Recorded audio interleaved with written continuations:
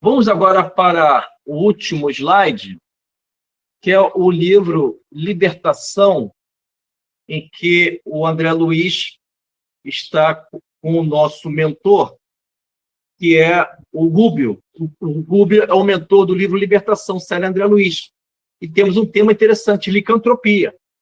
Está no capítulo 5, Operações Seletivas.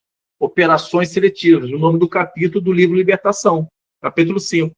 E licantropia é um fenômeno em que o perispírito, geralmente do desencarnado, ganha a forma de lobo, por uma indução, por uma hipnose, por uma ideia de fixação mental, uma ideia fixa, ou uma chamada ideia dominante, em que o espírito aceita, às vezes, o ódio, aceita uma sugestão de hipnose, que ele é um animal, ele é um espírito animalizado, e o perispírito vai ganhando essa forma de licantropia, a forma de lobo. E o André Luiz revela isso no livro Libertação, no capítulo 5, né? Operações Seletivas, em que eles se encontram numa cidade estranha. É numa região do Umbral, em que Gúbio e André Luiz estão visitando uma região de difícil acesso, que eles vão tentar resgatar o Gregório, que é o filho da Matilde, uma mentora espiritual. O Gregório é um espírito que representa os dragões, um espírito, digamos assim, um juiz cruel, em que ele faz julgamentos dentro daquele ambiente sombrio. E é apresentado a ele, por isso que o nome do capítulo são chamadas Operações Seletivas.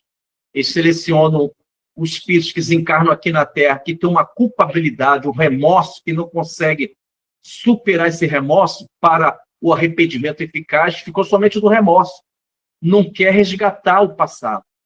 Em um dado momento se apresenta uma mulher que ela, na última encarnação, ela se encontra ali aprisionada nessa região, nessa colônia penal, na região da sombra, no umbral sombrio, e o magistrado, o juiz chamado Gregório, resolve, e outros mais resolvem julgar ela.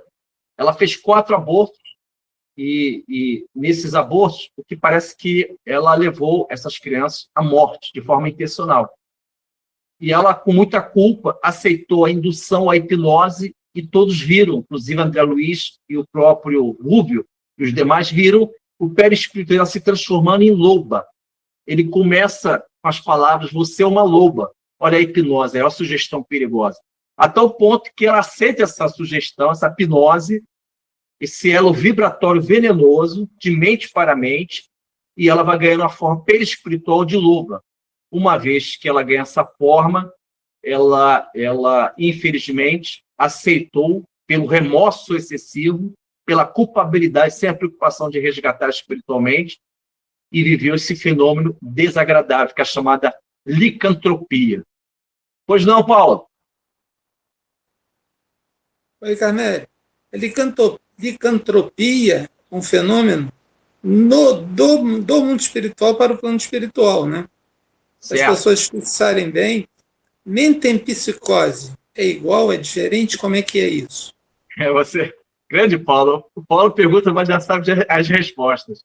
É o nosso querido Paulo. Claro que ele conhece. Não, sabemos que a mentempsicose é uma tese que os orientais levantaram, os hinduístas, uma parte do Oriente, que eles imaginavam que o espírito, já consagrado à evolução humana, poderia voltar, regredir, retroceder à condição de animal. Então, nesse caso, a nossa doutrina não aceita a metempsicose em função disso. Nós não retrocedemos, nós não encarnamos como formiga. Podemos até gostar de muito açúcar, né? Mas não encarnamos como formiga. Podemos até gostar, né, Paulo, de queijo, mas não quer dizer que a gente vai encarnar como rato, não é isso, Paulo? Então, na realidade, não existe retrocesso mental, evolutivo. Uma vez que você se tornou um espírito humano, um espírito, um pensamento que não cessa, um pensamento contínuo, você não retrocede. Já a licantropia é uma deformidade no perispírito. Existem outras deformidades perispirituais, como o ovoide. O ovoide é a forma de ovo, em que o perispírito parece uma geleia, que é acoplado em irmãos que estão vivendo obsessões complexas. Esses magos negros utilizam espíritos invigilantes que estão na vingança, vingança esta que eles só pensam nisso, e vão perdendo a forma perispiritual através de indução de hipnose, e ganham a forma de ovo. Eles pegam esses espíritos que têm a forma ovoide e eles vão acoplar no perispírito de um obsidiado, encarnado. E aí a obsessão torna-se mais intensa. A coisa é muito séria, entendeu, meus amigos? A coisa é muito séria. A outra deformidade perispiritual é a zootropia. É a forma de diversos animais. Não é essencialmente somente o lobo. Pode ganhar outras formas. Mas, de qualquer maneira, o que precisamos para evitar essas vibrações, essas inquietações ou obsessões, seja ela de fascinação, simples ou subjugação? O que nós precisamos é evangelizar os nossos espíritos. Precisamos sempre entender a palavra do Mestre Jesus. Jesus colocou algo muito profundo, dizendo o seguinte: o que nasce da carne é carne, o que nasce do espírito é espírito. Quando nascemos da carne, temos o corpo, que já é um avanço espiritual. Mas não basta você viver para o corpo.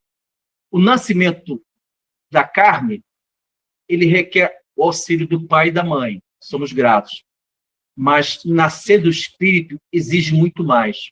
Devemos buscar virtudes, valores, disciplinas espirituais, força moral no bem, resistência, silenciar para melhor falar, dialogar no momento oportuno. Aprender a passar pelos desertos das nossas emoções sem se estagnar, sem viver aquela paralisia emocional que é perigosa. Paralisia emocional é muito perigosa, porque você nada faz em favor da vida superior. Você ficou um paralítico espiritual. Você não deseja desenvolver valores, estudos, procurar cooperar com a coletividade, levando estes conhecimentos da nossa doutrina. Então, a paralisia emocional é muito perigosa e nociva, porque a licantropia, essas formas animalizadas no perispírito, elas só acontecem quando vivemos a paralisia emocional.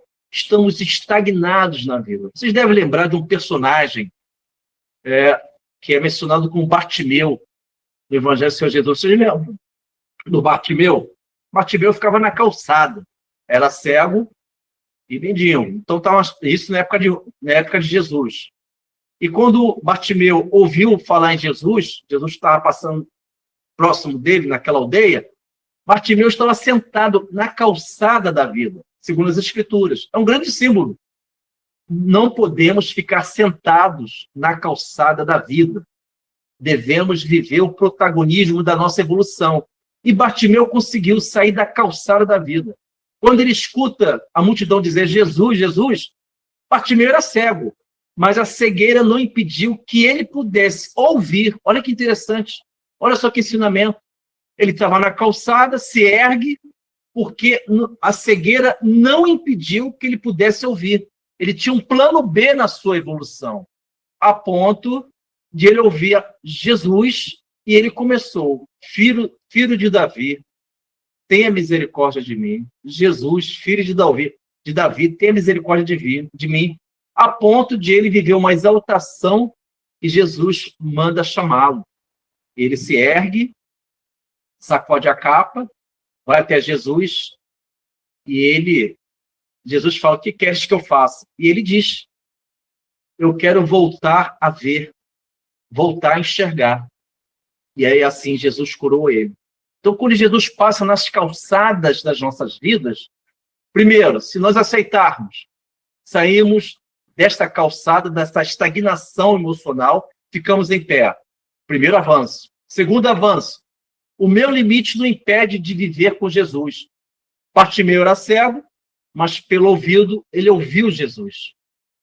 Terceiro avanço de Bartimeu, que pode ser de todos nós, alcançarmos Jesus e aprender a ver não somente com os olhos de carne, mas também com os olhos espirituais.